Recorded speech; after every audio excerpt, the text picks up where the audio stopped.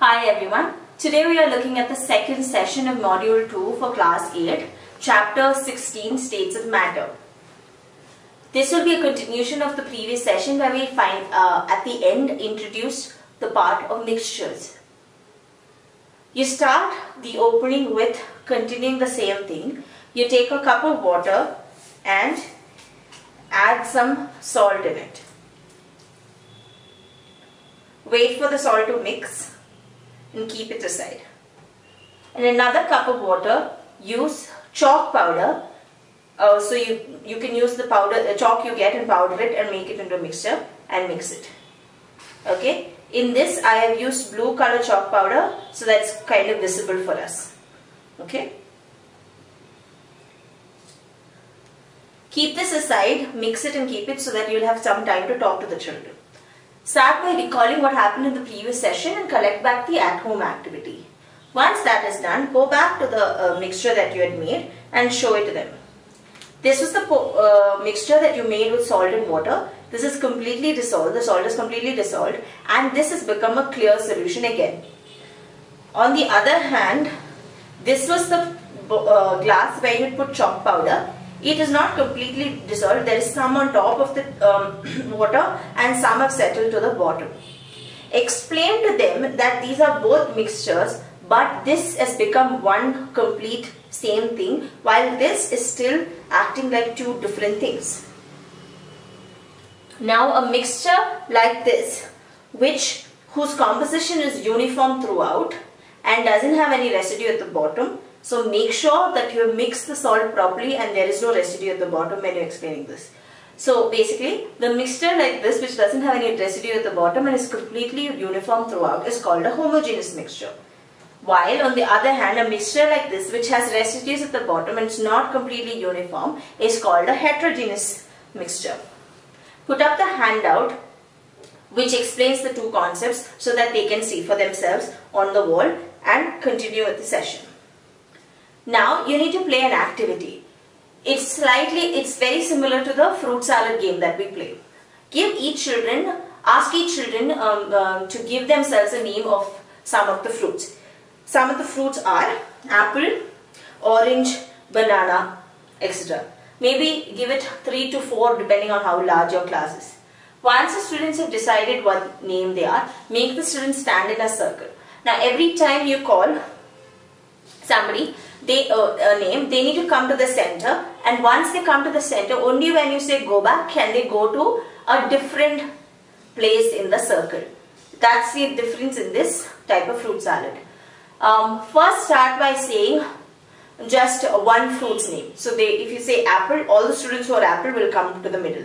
Explain to them that apple is only one fruit, and because all these people have come together, this is a mixture, but this is a homogeneous mixture because it is only apple. Once the apple students go back to their position, call orange, banana, etc. and show them examples of homogeneous mixtures. Later, call 2 fruits at a time, 2 or 3 fruits at a time. So when that happens, you can explain to them that now there are 3 different fruits and these are very different from each other and therefore they make a heterogeneous mixture. Do a few rounds of this and even call fruit salad and explain how fruit salad is also a heterogeneous mixture. Once that round is done, they still stand in their circles and they can walk around. This now becomes the style of Yashtapa Yashtu. Once they are walking around, you can call out saying 2 heterogeneous pairs, which means heterogeneous because they are different. An apple and an orange or like any different fruits need to come together and make a group. Since you said 2, only 2 students will be coming together. Or you can say 2 groups of homogeneous mixtures. So then 2 children will come because it's homogeneous. Apple can come together, banana and banana group can come together, and so on and so forth. So explain 2-3 rounds of this so that they can understand the homogeneous and heterogeneous mixtures. Once you're done, we go into the next part which explains solute, solvent and solution. Explain to them that this glass of water which has salt in it has become a solution because you can't see what is mixed in it. The solute in this situation was the salt that you put it. So anything that dissolves in the into the solvent is called your solute. And the solvent here was the water. Water is the solvent that makes this solution of water and salt. Once you explain this to them, take a small torch and shine some light through it. So ask the children what they see it. They should be able to see like a uniform pattern in it. And that's why you need to make sure that the salt is completely mixed, and also that the glass is transparent. And in this example, I'm using a glass with lines on it. Try not to use a glass with lines on it.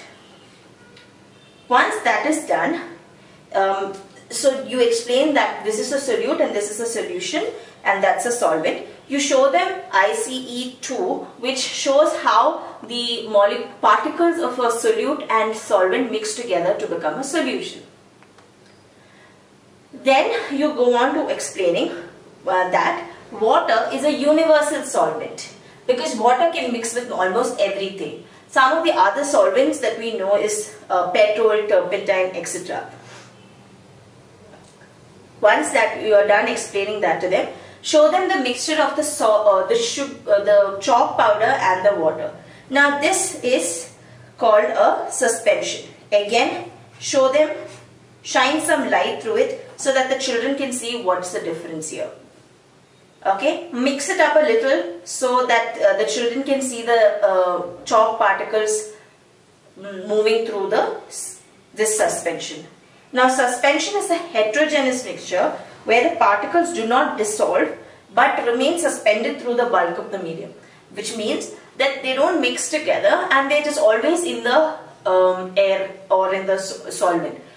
So our air is an example of suspension, because the dust particles basically doesn't settle. It's always in the air and it doesn't become, if there's a smoke or something, we can very clearly see when you pass light through it, we can see the dust or the smoke particles. After you're done with that, you need to do the life lab activity. For this activity, you're making a chalk. For this, arrange the class in such a way that they have access to all the things required and you can manage the class in one go. You will need to give them some water for this activity and also ensure that the activity is done properly. Since you're making, if your students are not getting how to do with it, do the activity, make a big circle and where you can just announce the steps bit by bit. One thing to keep in mind is make sure that the ring is oiled properly, otherwise the chalk cannot be brought out of the cylindrical ring. Once you explain the whole thing, you can go through the handout and encourage the children to finish the assessment at the back of it. It's pretty simple by the time they finish all the learning that they've done. Then you move into the next part of the activity. In this part of the activity, you are explaining to them what a colloid is. Now colloid is, for that you need to take a glass of water and pour some milk into it.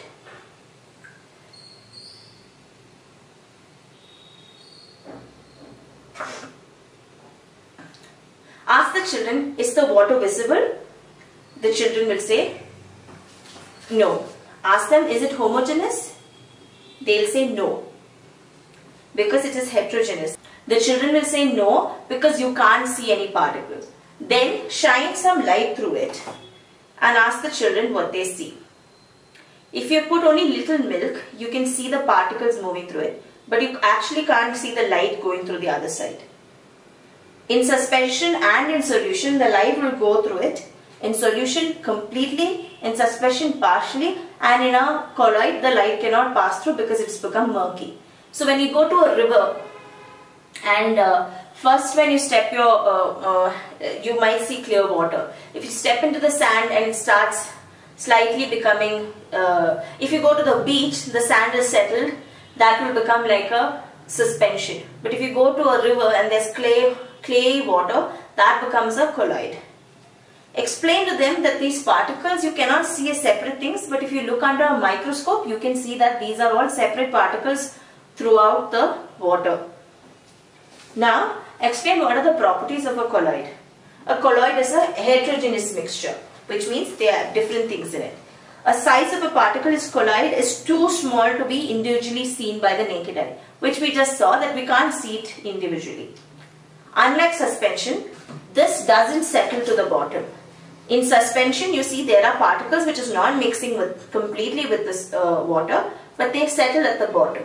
Here, the milk has mixed with the water and become just white, and it hasn't settled at the bottom. Also, tell them that colloid is kind of stable. Once you're done with the main creation, you move on to the closure. Now, for the closure, you want to tell the children about what they have seen of solution, suspension and colloid when you go to the kitchen. Show them 2 handouts of lime juice and of turmeric and ask them if they have seen these things in the kitchen. Once they say yes or no, depending on what they say, explain to them that these are things that we find commonly, and if you mix it with water, what will happen? Let the children take the next 1 week to think of examples like this that they've seen in the kitchen of mixtures, and figure out for themselves if it is a homogeneous mixture or a heterogeneous mixture, or and if it is a suspension, solution or colloid. Throughout, with that you're done with the closure. Throughout the time that you had put up all the handouts on the board about homogeneous and heterogeneous mixtures, try and make it, the algorithm like this in the handout. With this, we are done with this session. See you in the next session.